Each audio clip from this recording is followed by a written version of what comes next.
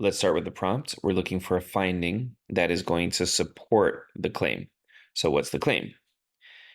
These psychologists have argued that experiencing awe, which is reverence and wonder brought on by perceiving something grand or powerful, it can enable us to feel more connected to others and inspire us to act more altruistically.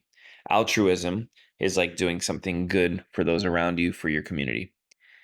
These other people claim to have found evidence for this effect in a recent study where participants were asked to gaze up or stare at an exterior. After 1 minute, they spill the box of pens. So they're testing out here whether experiencing awe caused people to behave more caring toward each other.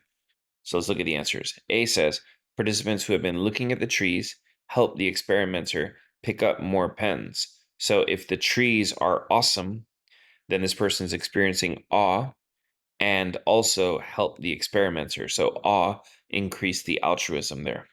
Looking at B, participants who help the experimenter pick up the pens use a greater number of positive words to describe the trees than did the ones who did not help. Well, the words they used um, is kind of a leap, because we're looking for simply the idea that they experienced the awe and that made them want to help.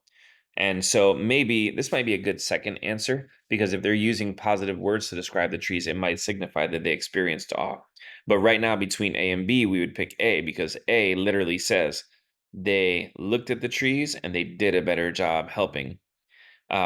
Whereas B is more focused on the words they used. C, participants who did not help were more likely to report having experienced awe. This directly goes against it. The ones who had the awe were supposed to be the ones that helped. And D, participants who had been looking at the building were more likely to notice that the experimenter had dropped the pens. So once again, this is the opposite. It was supposed to be the people who had looked at nature who were more likely to, well, first of all, to be willing to help is different than just noticing. Um, but yeah, so noticing is not good enough. And we're looking for the people who experience the nature to be doing that, not the people who looked at the building. So the answer here is A.